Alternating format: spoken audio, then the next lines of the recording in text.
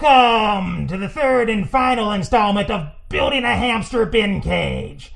This is Dr. Plague, and today we're going to wrap up the loose ends and show you how we're going to fix the problem we ran into last time. Be sure to hang around until the end where you will see video footage of our new house guest. This you are definitely not going to want to miss, so stick around!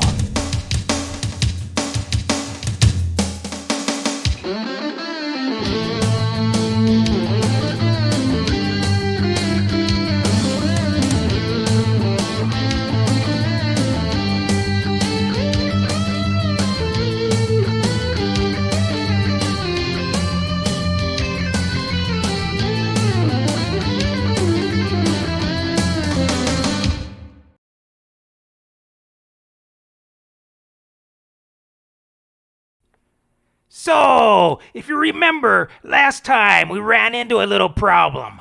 We forgot to leave room for our fingers to open the lid. We'll take care of this today and show you the finished project. Before we get started, let's talk about shop safety. Be sure to read and follow all the instructions to all your power tools. Well, maybe just the ones you're going to be using. Do not underestimate the power of your power tools and always respect their limitations. You probably don't want to cut a log at the table saw. Always wear respiratory protection when creating breathable dust. Be sure to wear eye protection. You can never be too safe. Protect your hearing. Finally, take care of any loose clothing and tie back any long hair. Make sure everything is nice and secure. Yeah, don't use plastic wrap. Only now are we ready to use any tools. So, I'm going to use the bandsaw to cut away a recess for accessing the clips on each side of the bin.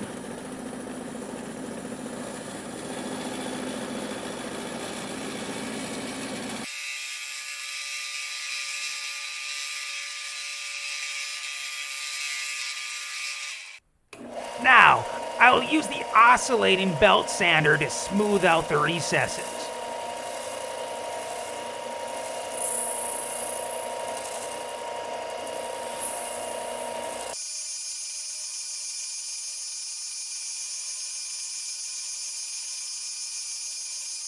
You can see that we now have adequate room to operate the clips. Perfect. Let's continue.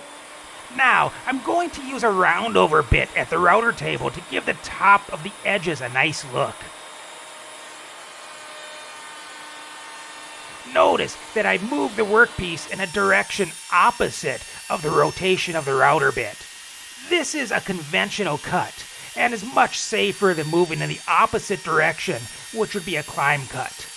Performing a climb cut could cause the router bit to grab the workpiece and rip it out of your hands, or worse, injure you. We'll leave the climb cutting to a CNC machine. So, here's what it looks like after it's been routed. Sweet.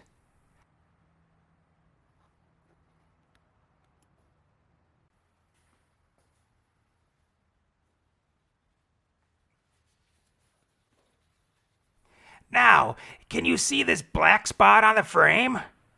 It's actually a hole that goes all the way through the wood, possibly a wormhole. We'll fill this in with some putty, and since I don't have any right now, we'll make our own. I'm going to use wood glue and mix it with some sawdust. We'll go ahead and mix this until we come up with a paste-like consistency. Now, I'll rub it into the hole to fill it up, and also fill in anything else that needs it.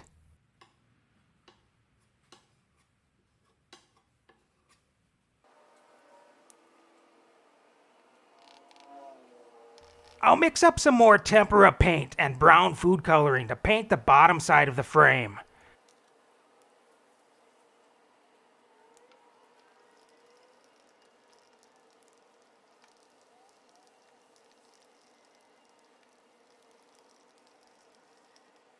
I'm painting the bottom side before drilling any holes, so I don't end up filling the holes with paint.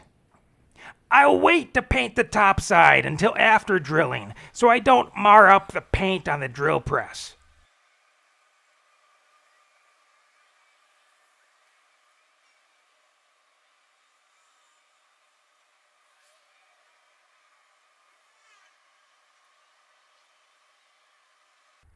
I've placed the frame into the bin lid and turned it upside down at the drill press. I'll drill the holes needed to screw the frame onto the lid.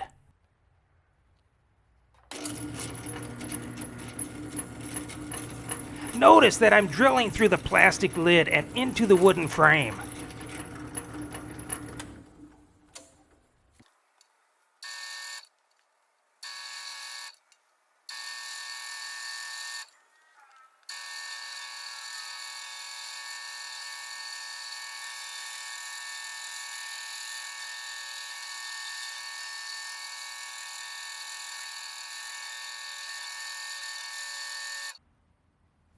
And here are the drill holes.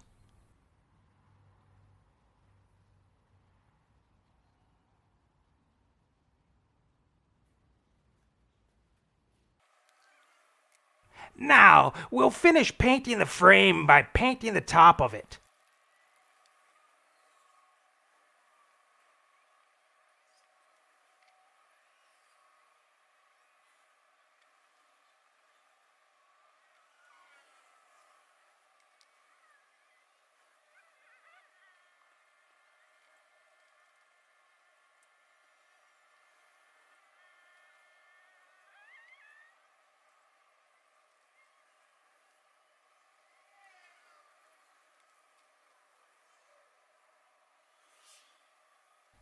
To prevent it from sticking to the paper, I'll place wooden blocks under it.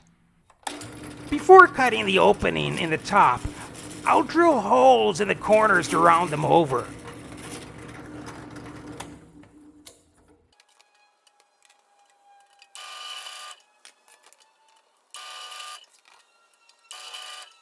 I'll clamp the lid down and use an oscillating multifunction tool to cut out the opening.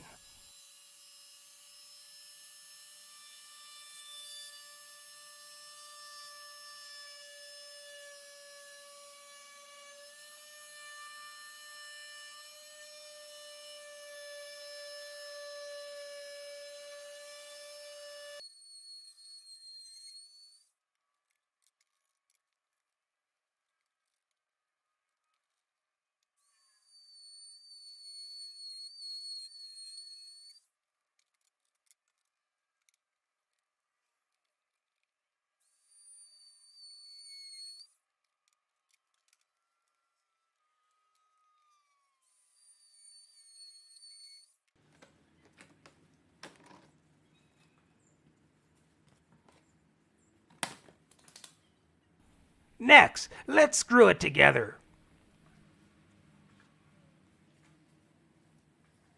Check out Mrs. Plague's psychedelic blanket. If this doesn't scream 70s, then I don't know what does.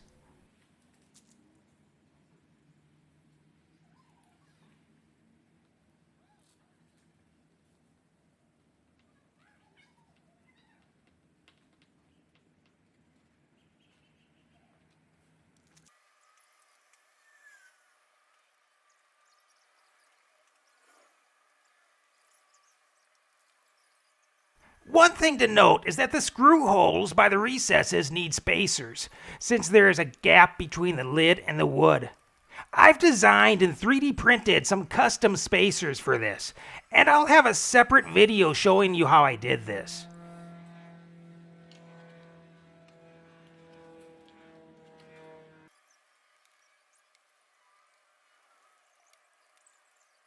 And there it is.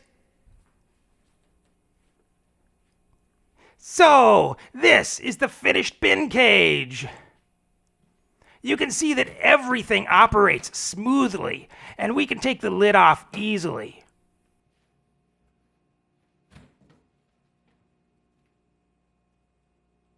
Perfect.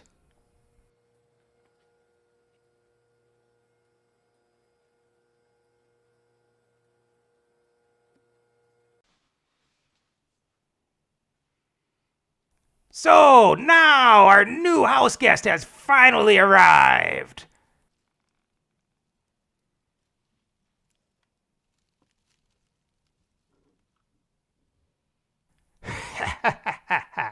Yeah, cute little fellow. Wouldn't you agree?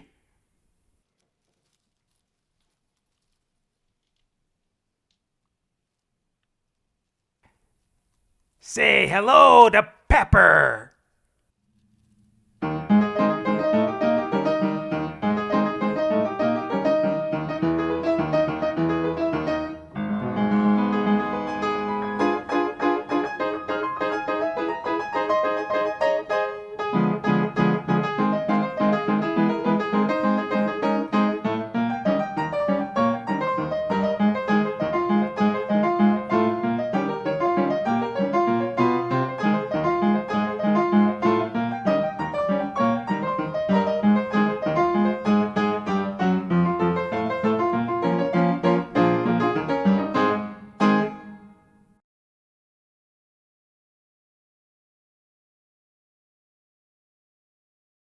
So, that wraps up our 3-part series on building a bin cage for a hamster. I took the road less traveled to help hide the sharp edges of the wire cloth, but you could easily build your own bin cage by just cutting an opening in the lid, puncturing some holes, and attaching the wire cloth with zip ties. Please, leave a comment on what you think, and if there's anything you'd like to see me build, leave that in the comments too. Also, if you'd like to see me make more videos, then please be sure to peck at that like button. After all, it doesn't cost you anything.